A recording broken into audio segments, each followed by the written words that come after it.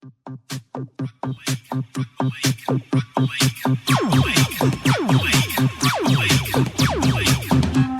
g'day there and welcome back to the Mad Monday podcast, brought to you as always by 4 and 20 Pies. First podcast for this week out on a Thursday. We thought we'd save it up for the finals preview. My name is Tino Fa'asua Manaia and I am joined by 2024 Players Player of the Year, Adam Whenua Keezy. Good afternoon, Keezy. G'day, I didn't realise I'd won that. That's bloody awesome. Congratulations, man. Well, it's been a big, it's been a massive year, and to be honest, I think I have sort of carried us in the middle there. Yeah, oh, for sure. It's noticeable. When you go off the podcast, you know, we go off the boil for a little bit. Yeah. We tend to let in a lot of tries. That's right. Sort of around halfway through the podcast. There's also, like, you know, rumours going around that while I am quite good, I do bring a toxic energy maybe to the changing room. And I just like to say I don't give a shit. I'm off to another podcast next year, so I don't even care. Yeah, well, there was that time where we won the game and we came in to celebrate and sing the team song and you fucked off out to some other podcast or something. Yeah, that's right. Yeah. While we were all singing the podcast song. Yeah, but I don't care. I pretty much carried you guys there. So you guys can go sing your little song if you want, but all I care about is winning. Yeah, 100%. Speaking of winning, and look,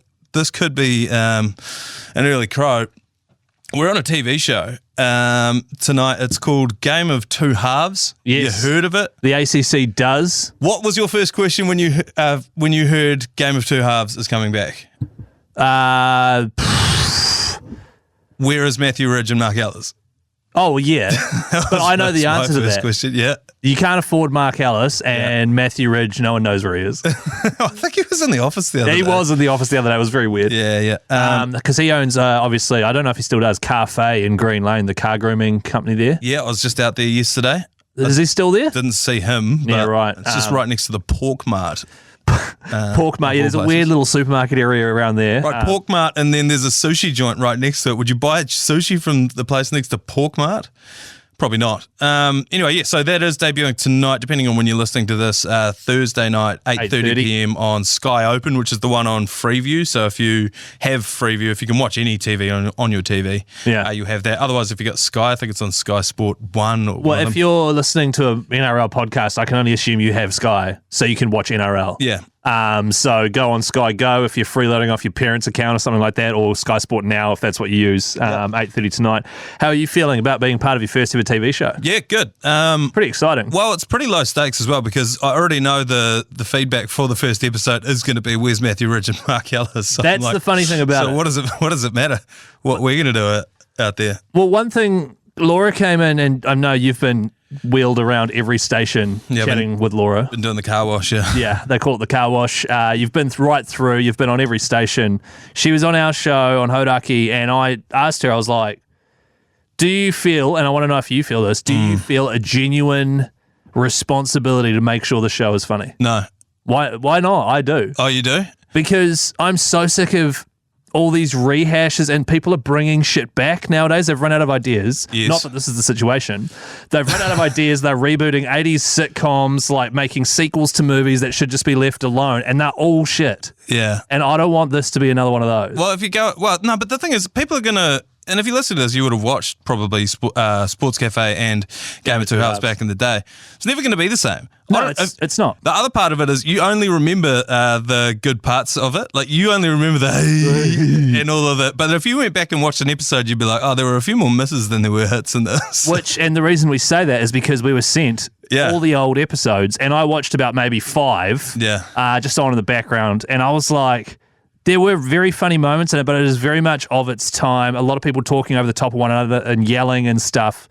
So there's going to be a bit of that tonight as well. Yeah, of course there is. I do feel a responsibility to make sure it is funny, because when I think of old shows from when I was younger, rose-tinted glasses, I remember them being 500% funnier than they actually were. Yeah. And I just want to make sure no one tunes in and goes, this is shit, they should have left it alone. Well, I reckon you've really opened yourself up to people that listen to this podcast, giving you raw and honest feedback about whether you were funny or not on the show. But if you want to make your own judgments about that, it's on tonight, 8:30 p.m, as we said. I'm sure there'll be some sort of on-demand thing about it as well. And we don't have any rugby league guests on this week. We got Joey Wheeler, Michaela Blyde, and Brody Kane's on our team, That's me right. and you. And then Matt Heath is the captain of the other team. So yeah, tune into that. But look, let's talk about some actual National Rugby League, because despite the fact that our Warriors aren't in, it still goes on. I want to get through some of the headlines here, but before I do, have you heard anything about the Warriors Mad Monday? So they had their prize giving on Sunday night. No, so they've gone full zero dark. Yeah, I presume they went into Mad Monday straight afterwards. Yes, and we've talked about this before. We were informed by a former Warrior that basically it's on I think they do it on the Sunday. Oh, so when was the awards night? Sunday. So on the Monday, they all are picked up by vans. Yep. Their phones are taken off them, and they are ushered away. And then at any point, if anyone wants to go home, there are drivers ready to take players home. It's a full lockdown situation. Yeah, apparently the drivers are like just idling out in the car park. That's right. And they've got a full team sheet with their addresses on it. So they don't even need to talk to you. That's right. You just get in the back of the Uber and it's just like, yep, sweet. And if you try and tell them a different address, they say, nah, I'm dropping you off at this address I've got right here. That's right. I'm under strict instructions. By the way, the doors are locked. You can't get out. The kitty lock's on. And I mean, this was sort of a 10 years ago type explanation of how they handle it, but I haven't heard anything from a Warriors Mad Monday. No, in a long time. That's right. So they've got it on lockdown. Yeah. It is a bit sad that they can't just be out in the wild. I talked about this with Lane on the Agenda podcast, I think last week.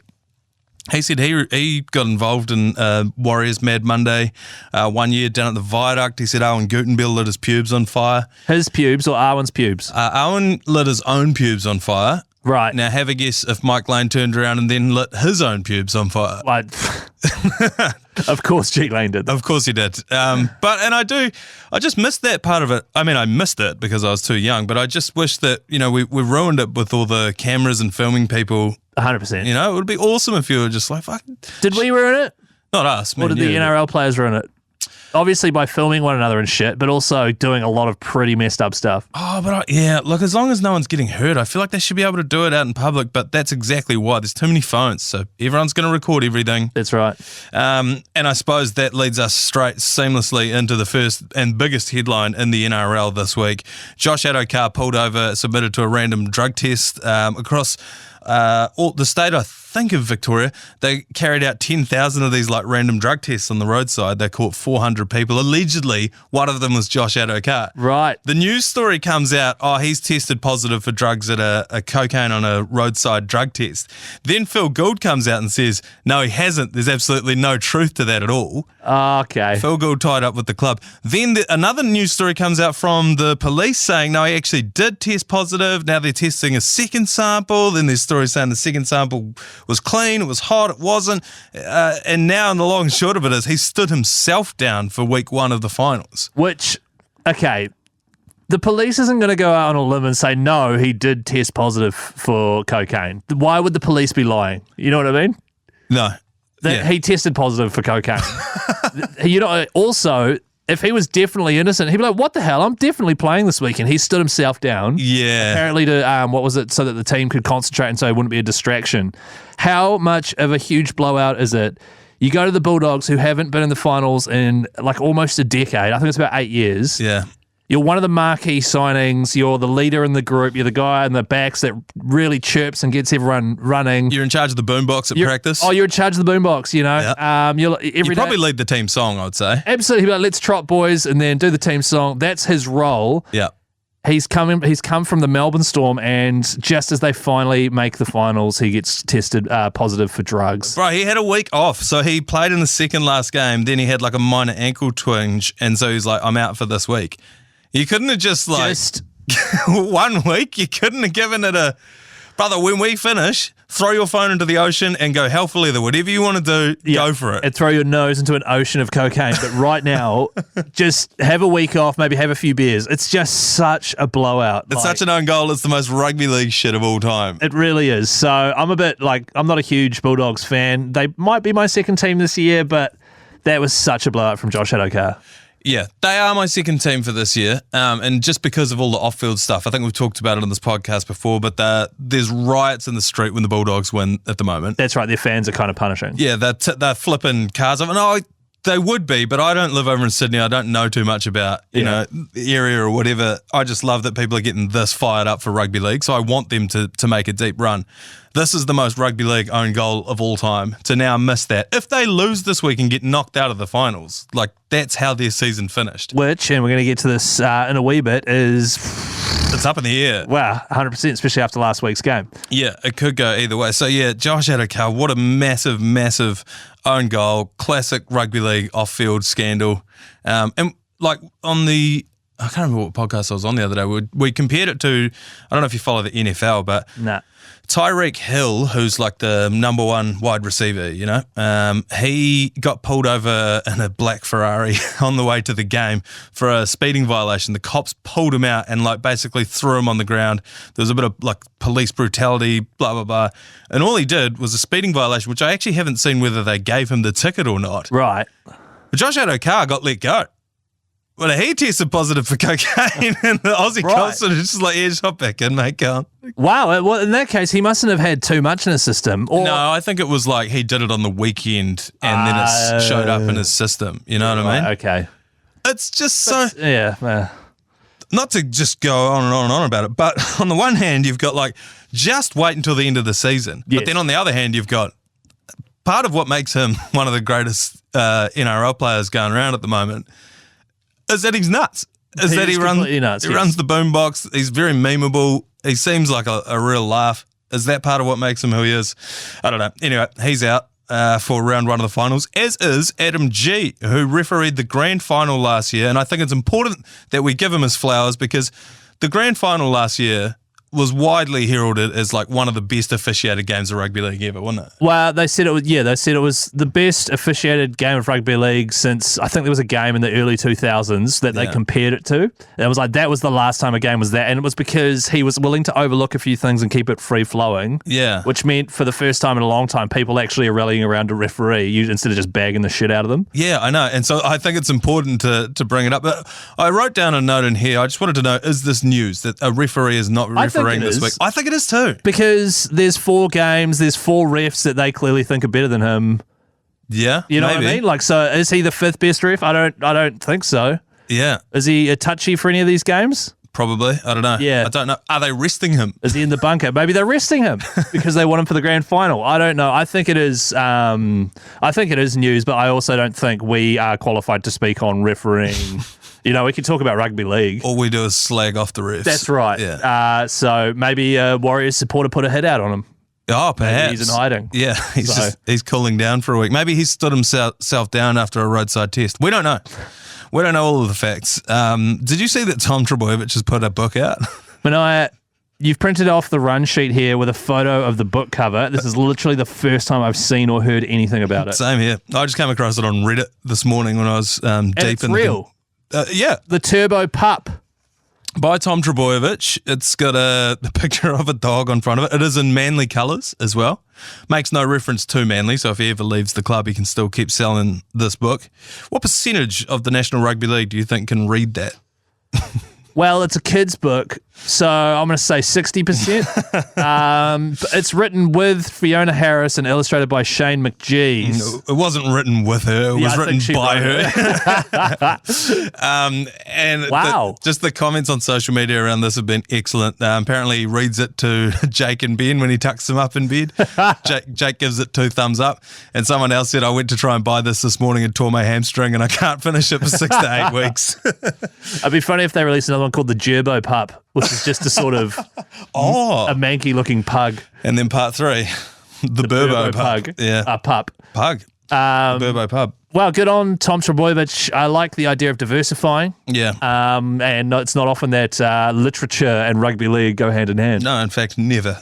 So available in all good bookstores, I reckon. You might even find yourself a bargain in the old bargain bin, I suspect. Let's take a quick break and we'll come back and talk a little bit of Warriors. Before we get into the awards, and I want to break down all of the awards that were dished out on Sunday night, Stacey Perrott took to the Mad Monday Munters group and posted this, which I thought we could talk about. Without wanting to touch up the corpse too much, the one thing we must do next year is get a regular lineup kicker of quality. We had 5 games where the winning margin was under 4, and we missed 2 to 3 conversions in each with an accuracy rating of between 25 and 67. If we had a kicker in the regular lineup with an accuracy of 75% or better, we'd be playing the Cowboys this week. Wow. We used 4 kickers this season. SJ was the best and he's gone. Pompey's the next most accurate, but he will struggle to hold a spot. Metcalf has an accuracy of 75% this season, so if he doesn't snap in half again or lose his spot, then perhaps he is it. Note, CHT is awesome at so many things, but perhaps better at writing about kicking than actually having to do it. I really appreciated this. I do agree. I think Metcalf is probably the answer. What? I know the answer. What's the answer? Do you want to know? Do you want the answers to the exam right now? Yes. Tane Tuapiki. At fullback. At fullback, Chans at centre. And the funny thing about this is if Sean was fully healthy, we wouldn't be having this discussion. No. He would have kicked all season. His confidence would be up. Yeah. And it wouldn't have been an issue. I think there's a good point about Metcalf and his injuries as well. The issue was every week we had a different friggin' kicker. Yeah. It was just so disrupted. But still, when I think Clutch and I think Warriors, no one comes to mind other than Tane Tuapiki, who slotted the field goal from the sideline to beat the Panthers at Magic Round. The dude is 12 years old. He's already so clutch. He is. It's just such You hate him, eh? No, I don't hate him. You hate his guts. I just think if you've got Roger Tuivasa-Sheck and Chance Nickel-Clocks there. In the centres. It's like the Roosters have Joey Manu. Yeah. But they also have Tedesco. Yeah, who's one of the greatest fullbacks ever. Yeah. But like potentially Dally M. But it's Keanu Kenny for the Titans. Yeah. AJ Brimson's there, but they're trying to figure out where to put AJ Brimson because Kenny is such a young, awesome talent. Yeah. Like both centres and both wingers could be big ball running guys. So that we could have a really elusive, fast-running fullback that just so happens to be really clutch and a really good kicker. I don't know. Yeah. This is my theory. It is going to be hard to fit someone in. But this is the first research I've ever actually done for a podcast. But I sat down and crunched the numbers. I went through every game. I've even put a spreadsheet on the bottom of the rundown. So is that what this Microsoft Excel type situation is here? That's Google Sheets is what that is. Yeah, so I went through and I put all of the results from the year from the Warriors. And then I went through and recalculated the results, the scores, for if we made every single conversion that we attempted, which isn't a fair stat because the other team may have missed them as well. So I went through all of the scores for the Warriors games and then adjusted them for everyone made every kick all year for and against the Warriors. Right. So it changed. So we finished the season 10, 1 and 13, that one draw against the Sea Eagles at the start of the year. That wasn't enough points to get through into the finals. If every team, if us and our opponents made all of our kicks, we would have finished 12, 2 and 10. So 2 more wins and 1 extra draw. 2 more wins, 1 extra draw, which would have us finishing on 32 points, which was good enough for the 8, which is similar to what Stacey Perrott was saying in the Mad Monday Munters group. So it is our kicking that let us down. What you're saying is that if we kicked 100% all season, and our opponents did as well, that we still would have come 8th. We would have made the top 8. Yeah, we'd be in the finals.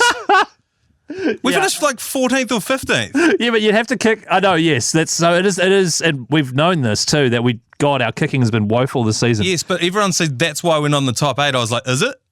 So I crunched the numbers. And it is. It fucking is. But if the opponent only kicked their, what they actually kicked in real life, and we made all of our kicks, we'd be like 6th. Yeah, right. So the solution, take the posts off the field. I've said this for a long time. Kicking's a completely different game than rugby league. Just make it about scoring tries. Yeah. Yeah. If we invented rugby league tomorrow, we would not put posts on the field. So my solution there is take the posts off the pitch. For the sickos that want to know, we would have won the round 6 draw with Manly, and we would have the Golden Point losses against the Bulldogs and the Dolphins would have been draws. Those would have been those 2 draws. Right. Okay. I just still think it's funny that even if we kick 100% of our goals, we still just come 8th. Like it's been quite a bad season. So the terrible goal kicking certainly has not helped. No. It is the only difference between us making the 8 or not, though. But I feel like if you did that to another team, it would be like, we would be third. You know what I mean? But for us, it's just making the 8. I don't know. That's like 6 positions jumped up the table just because of one portion of the game, which I don't feel like should be part of the game. Because the try is called a try because you get to try and convert it, right? So they literally, when they started this game, they built the whole thing around kicking goals. Yeah, because it was soccer and someone picked the ball up. And ran with it. Yeah, and then they were like, well, how's this going to work? Well, hang on, why don't we extend the post, blah, blah, blah. I don't know. I just think, I don't know. If it didn't exist, I don't think we'd invent it. Yeah. Take the post. I'm starting the petition now. Take the post off the field. I'm going to start a Tane Tuapiki petition. Yeah. Well, it'd be interesting to see who's got more luck with that one. 2024 Warriors Awards. It was the Night of Nights on Sunday night. They dished out all of their annual club awards. I think it's a bit presumptive that they scheduled this before the playoffs every year.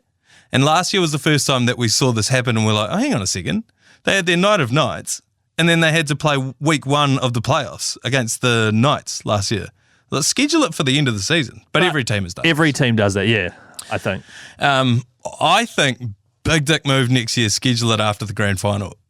Just be like, we're going to be busy deep into October, so we'll have our awards night after that. Anyway, the awards read thusly, and I'll run them past you. You tell me if you disagree with any of them. Simon Mannering Medal, Mitchell Barnett. That's basically Player of the Year. MVP, basically, yeah. 100% agree. Mitch Barnett has had a career year with the Warriors, which isn't something we thought we'd say last year when he came in, had that neck injury, potentially retiring, groin surgery, can't kick goals anymore.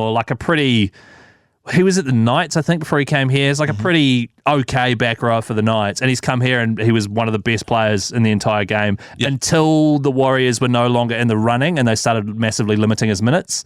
He's been excellent. But effective in the minutes that he was out there. Absolutely. I think for the Simon Mannering medal, there's Mitch Barnett, Daylight, Sean Johnson, and then anyone else, I think, to be honest. And only because it was Sean's last season. Yeah. But I think, Simon Mannering medal, no one would disagree with Mitch Barnett. And also, I know it's named after Simon Mannering, but it is just the MVP of the season. Yes. But he embodies everything that... He's very much a Simon Mannering type player. And like the one game where we got absolutely embarrassed, that 66-6 game against the Gold Coast Titans, he wasn't playing.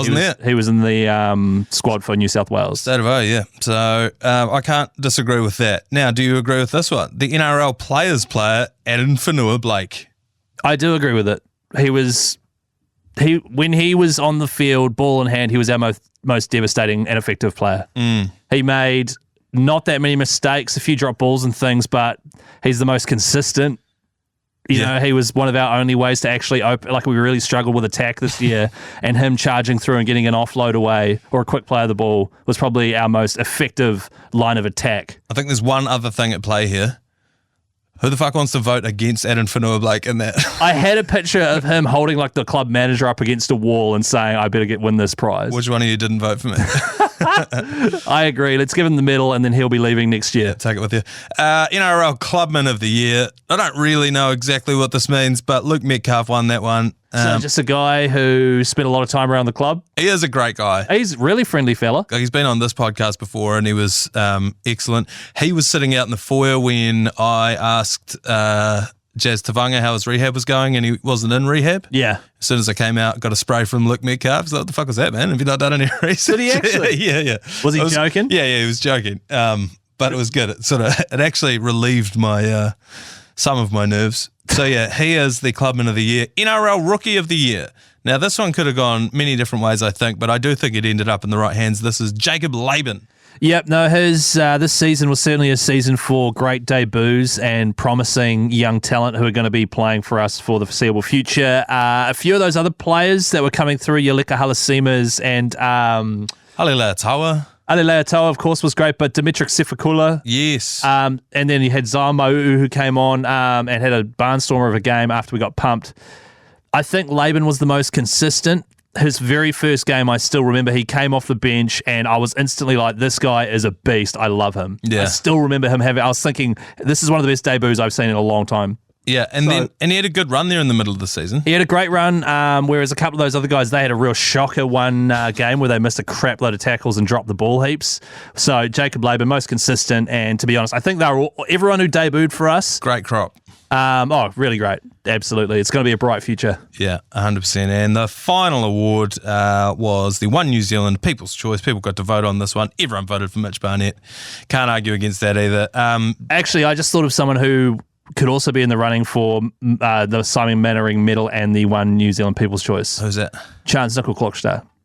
Oh? Every game. He runs so hard. He makes so many tackles. He plays with so much heart. He is like the Mitch Barnett of the backline. The backline, yeah. And you want to replace him with Taintua? No, I want him in at centre so he doesn't have to do as much work, Manaia. And he's so good with his hands and being a link man.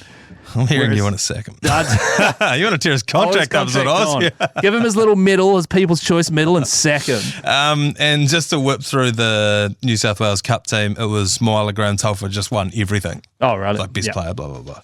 All right, let's take one more quick break. When we come back, we're going to preview the finals. There's 4 games. We're going to have a quick whip through there and then blast a hunch into the TAB app off the back of that. We'll be right back. 4 games in round 1, and they read thusly. The first game, Storm versus the Sharks. This is not in chronological order, so this will be very confusing for you at home, but this is based off ranking. So the Storm, because we're looking at I have to see the image of how the playoffs work in the NRL every year to understand. Yeah, absolutely. I know it's easy, and someone will be rolling their eyes listening to this, but I just mathematically in my head, I have to look at it. Storm versus Sharks. That's 1v4. That's 1v4. It's the minor premiers. I mean, it has to be the Storm, doesn't it? Oh, look, the Sharks have this knack for upsetting.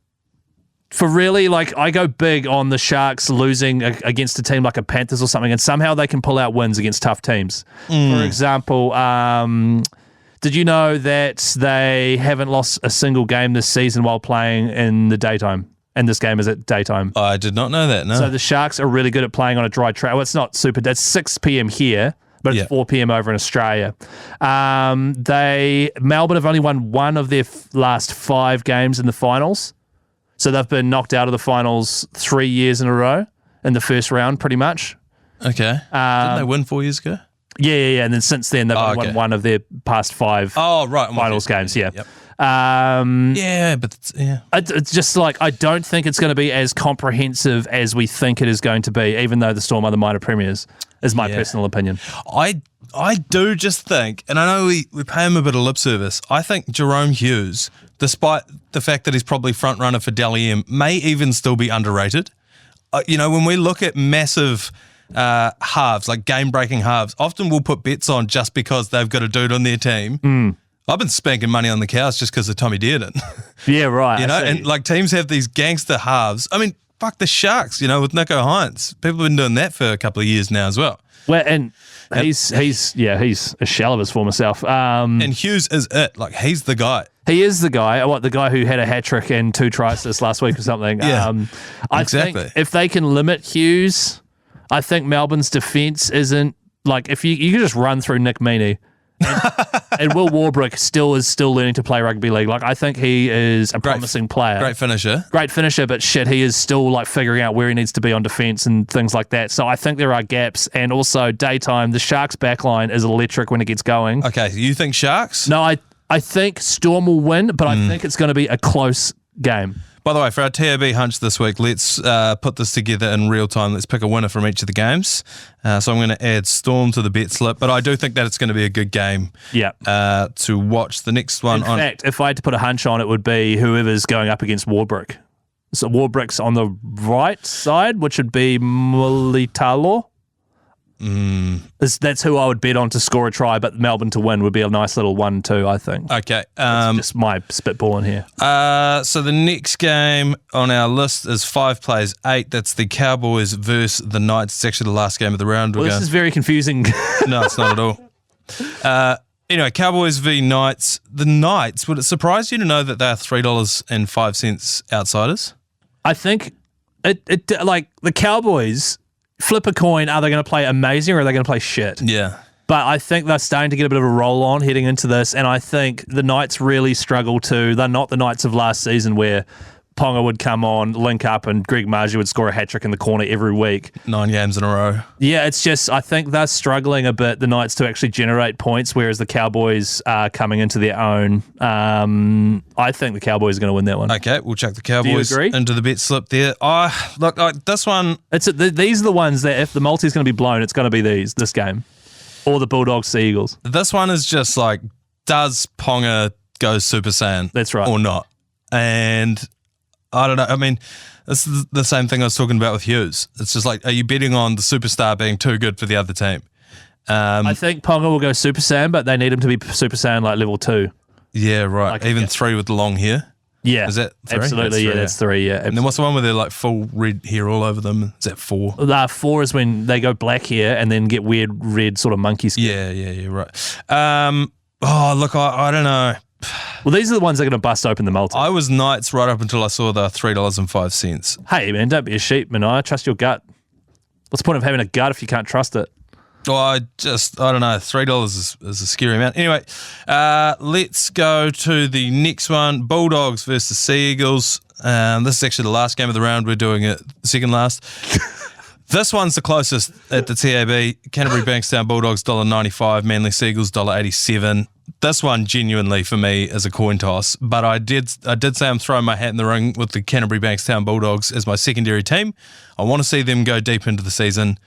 The Josh Addo Carr stuff scares the piss out of me going into this game. What about the fact that a couple of weeks ago the Sea Eagles beat the Bulldogs 34-22?